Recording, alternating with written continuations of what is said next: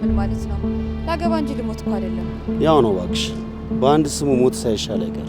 ይሄ መንገድ አንዴ ከገቡበት የማይመለሱበት መሆኑ በደንብ አድርገሽ አስቢበት። ይሄ ግን የመጨረሻ ስራዬ እንደሆነ ተነጋግረን ጨርሰናል።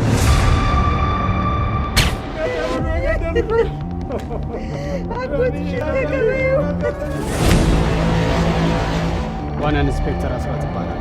የእህትህን የምርመራ ጉዳይ ያዝነው እኛ። የእህቱን ገዳይ ይፈልጋለሁ ብሎ አጉል እንዳይሆንብኝ ይሄ ልጅ እፈራለሁ በጣም። ዳይመንዱ የት ነው ያለው? እንደዚህ በቀላሉ አገኝሻለሁ ብዬ አልጠበቅኩም ነበር። ቆይ ምን አትቼ ነው? እወድሃለሁ ስላልኩክ ነው እንደዚህ የምትመጻደቅብኝ? ህይወትሽ ላይ የምትፈልጊው ነገር በሙሉ አለ። በዛ ላይ ይሄን ሊያዝ የምትይበት ጊዜ ላይ አይደለሽ ማለት። ቆይ ለምንድነው ቦይፍሬንድ ማትይሽ? ቦታውን ወደድሽው?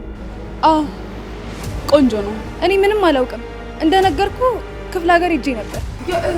ያ ከአባቴ ጋር ምን ያገናኝ? ይህ ነገር ከተፈታ ገዳዩን ማግኘት ቀላል። ገዳዩን ከገባበት ገብቼ እኔ ራሴ ያገኘ እውነት ምን እልሃለሁ? እኔ ምንም አውቀው ነገር ይገርማል።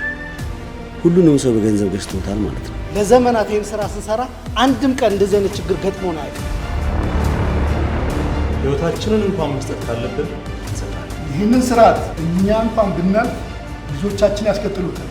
ከሱ ብትርቅ ይሻላል። ማትርቂ ከሆነ የሚፈጠረውን አሳይሻለሁ። ለምን ተውከኝ?